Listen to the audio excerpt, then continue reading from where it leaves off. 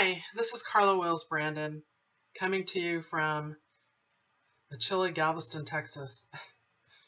I want to talk to you about something very serious, and I want to talk to a group of you who I have some concern for. With the holidays coming up, not all of us are going to be cheery and happy. There will be a group of us who will begin to feel very non-Hallmark card-ish. What I mean when I say that is advertisers will fill our televisions full of images of happy families feasting on turkeys and unwrapping presents and hugging and loving one another. And I know there are those of you out there who are just not going to be in that space. Maybe you've lost somebody recently, either through death or as a consequence to a divorce. Or maybe you're having issues with a child who isn't speaking to you. Or maybe you're that child who's feeling very lonely. A lot of you may come from family systems where there is alcohol addiction, drug addiction. Many of you have sexual abuse history. Some of you have survived rape. I know that there are Holocaust survivors out there, children of Holocaust survivors, war vets, children of war vets. People like me who have family that survived the gulags.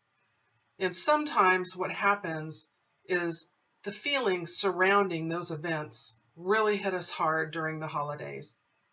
They build up over a couple of months before the holidays. And then by the time Thanksgiving comes around, we really feel in the dumps. And then those thoughts begin, those thoughts of, why am I here? Why do I bother? Who would notice if I was gone?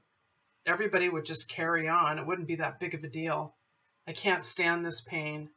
The pain is too much. Day in and day out feeling like this. Why should I have to live like this? There is no God. I hate everybody.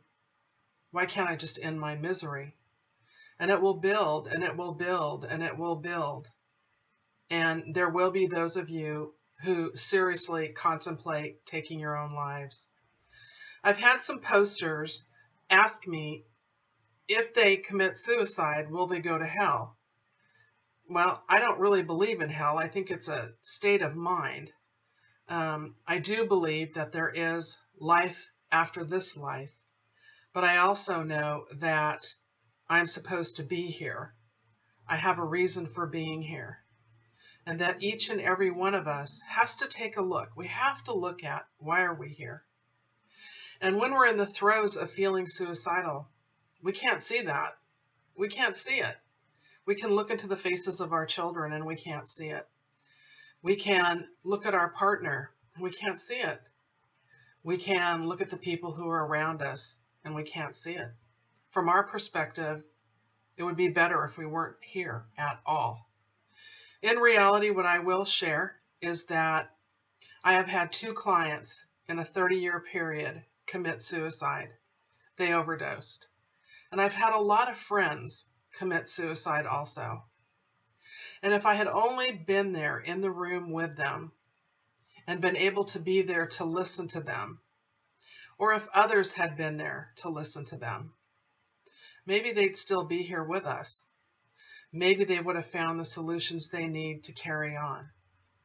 If we are trauma survivors, what can happen during this time of the year is that all of the feelings that we have about our trauma can surface, even if we don't have the memories that go with the trauma.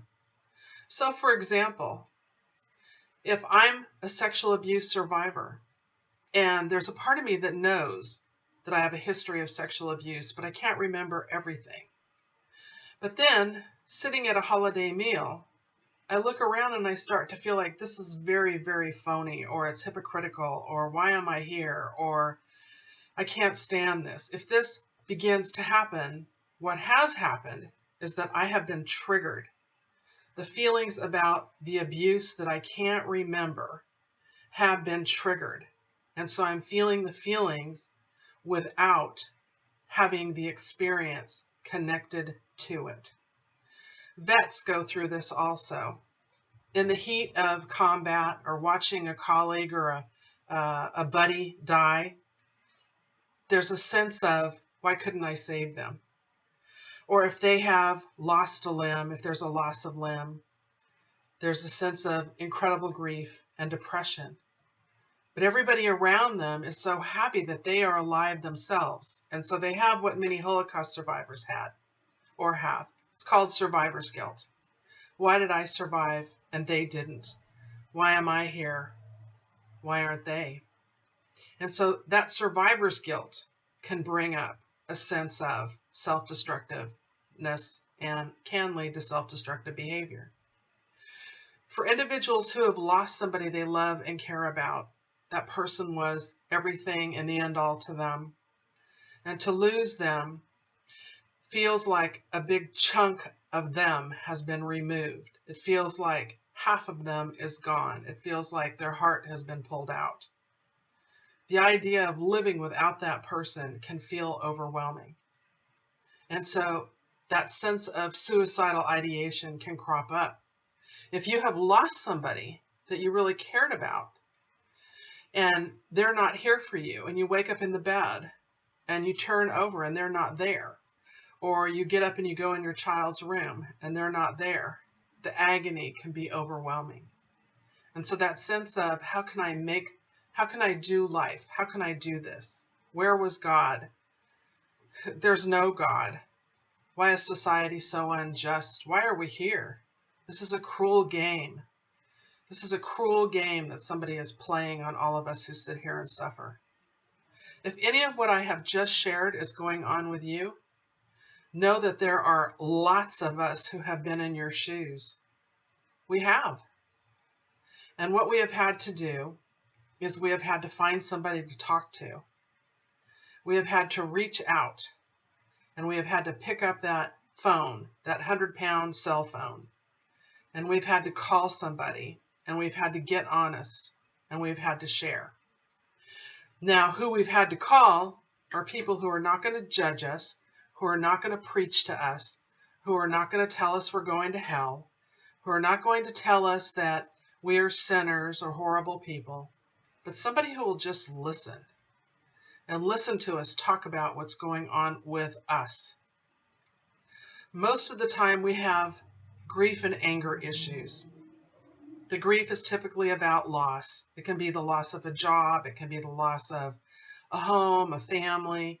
It can be the loss of a multitude of things.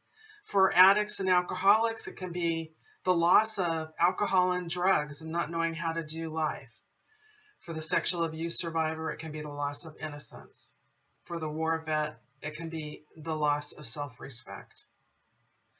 And so in picking up the phone and talking to somebody and being honest with them, making that connection, we suddenly realize that there is somebody out there who really does care. And then what we can do is we can look up a suicide crisis hotline, maybe get some help, call anonymously, talk to somebody, find out that there are solutions. I work with people every week who feel suicidal. They come in feeling hopeless, helpless. I've actually gone to people's houses when they felt suicidal because it's my job to be of service. I've had my bad places, and so I know what it feels like. And it's not my job to tell you about my spiritual beliefs. It's my job to listen and to be there for you. And so if you can find somebody like that in your world, go ahead and pick up that 100-pound cell phone and make the call or text and just let somebody know what's going on with you. Talk about your anger. Talk about what you're mad about. Talk about your losses. Take a look at your hurts. Take a look at your abuses. Take a look at how you feel about yourself. Take a look at how you feel about those situations that you believe you failed at. Get honest. You can even write it all down. And you can not only contact Suicide Crisis Hotline, but you can call a mental health professional. Because there are those of us out there who really do care about individuals such as yourself. I know oftentimes the belief is we're just full of it and we're just listening because that's our job. Trust me, that's not all of us. If it's really, really, really bad, you can dial 911. If you are fearful that you will do something to yourself and you feel that you are out of control and you don't know what to do, you can call 911.